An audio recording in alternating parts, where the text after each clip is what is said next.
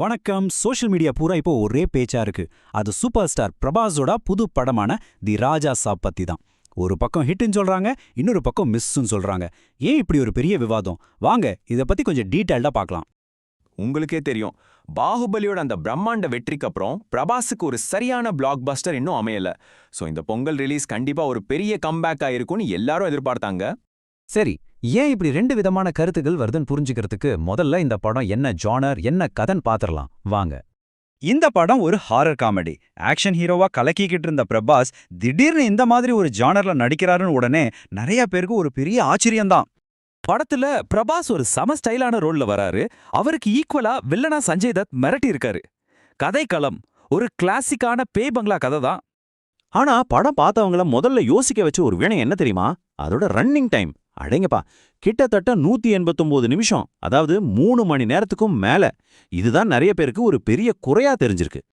Okay, முதல்ல positive சைட்ல இருந்து ஆரம்பிக்கலாம். படத்தை கொண்டாடின ரசிகர்கள் என்னெல்லாம் சொல்றாங்கன்னு பாப்போம். நிறைய பேரு இது பொங்கல் விடுமுறைக்கு குடும்பத்தோட போய் பார்க்கறதுக்கு ஒரு சரியான படம்னு சொன்னாங்க. ஒரு நல்ல ஃபேமிலி என்டர்டெய்னர்னு பாராட்டினாங்க. ரசிகர்களுக்கு முக்கியமா பிடிச்சது பிரபாஸோட எனர்ஜி. அப்புறம் படத்தோட 2வது பாதி ரொம்ப விறுவிறுப்பா போனதான். அதிலும் கிளைமேக்ஸ் ரொம்ப பவர்ஃபுல்லா பீக்ல இருந்துச்சுன்னு சொல்றாங்க. அதுக்காகவே படத்தை பார்க்கலான்னு அவங்க கருத்து.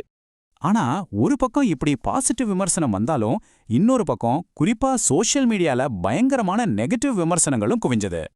ரொம்ப சுவாரஸ்யமான விஷயம் என்னன்னா, நிறைய பேர் டக்குன்னு இத பிரபாஸோட முந்தைய படங்களோட ஒப்பிட ஆரம்பிச்சிட்டாங்க.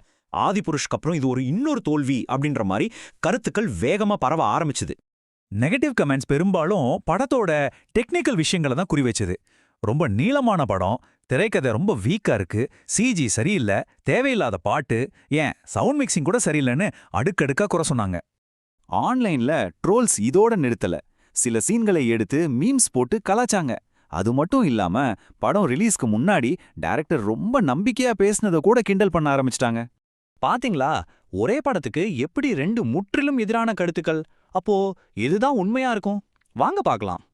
சோ இத பார்க்கும்போது ஒன்னு நல்லா புரியுது. அதாவது 2 விதமான ஆடியன்ஸ், 2 விதமான ரிவ்யூ. நீங்க ஒரு பாகுபலி மாதிரி ஒரு பிரம்மாண்டமான படத்தை எதிர்பார்த்து தியேட்டருக்கு போயிருந்தா கண்டிப்பா ஏமாற்றம்தான்.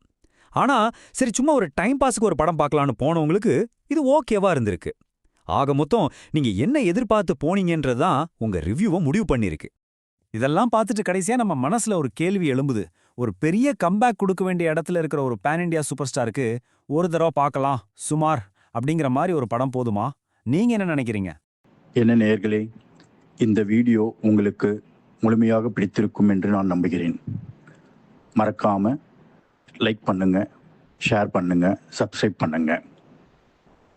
இந்த வீடியோவை உங்கள் ஃப்ரெண்ட்ஸுக்கும் ரிலேட்டிவ்ஸுக்கும் ஷேர் பண்ணுங்க. அவங்களையும் சப்ஸ்கிரைப் பண்ண சொல்லுங்க. நன்றி.